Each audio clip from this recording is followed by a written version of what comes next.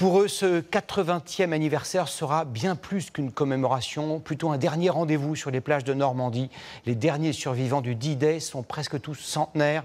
Henri Dreyfus, Axel Monnier et Alexandra Poupon ont rencontré quelques-uns de ces vétérans qui ont traversé le siècle, mais n'ont pas oublié ce matin du 6 juin 1944.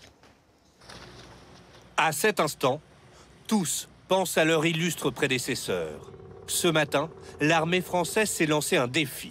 Reproduire l'offensive de Normandie sur Omaha Beach.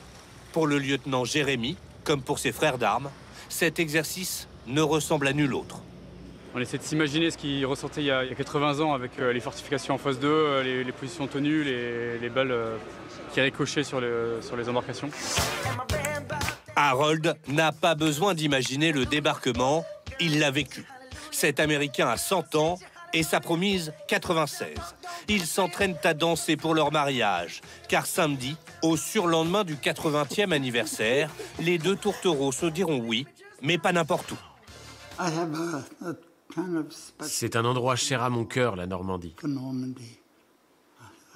Je veux que les 9388 soldats américains enterrés là-bas puissent assister à notre mariage, au moins par l'esprit.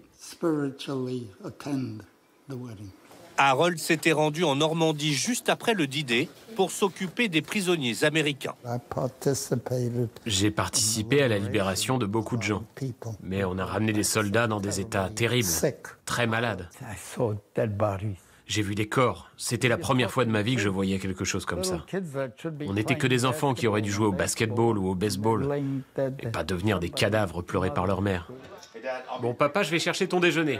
À 98 ans, va le chercher, mais ne le mange pas. Hein. Carl Felton n'a, lui, plus la force de faire ce voyage. Mais il a l'esprit suffisamment clair pour raconter ce qu'il a vécu le 6 juin 1944 en tant qu'opérateur radio à Omaha Beach. On ne savait pas. On n'avait aucune idée de ce qui allait se passer. C'était la première fois qu'on voyait quelque chose comme ça. Des avions partout. Ça nous tirait dessus dans tous les sens. Ça a explosé dans l'eau. Tout est allé si vite. La veille, on était encore en Angleterre et tout d'un coup, on était là. C'est allé tellement vite.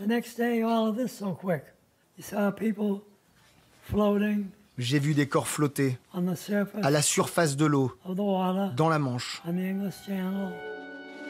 160 vétérans américains assisteront jeudi aux commémorations du débarquement en Normandie.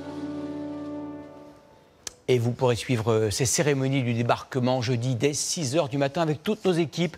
Une journée qui se conclura par une interview d'Emmanuel Macron dans le journal de 20 h de TF1 et de France 2.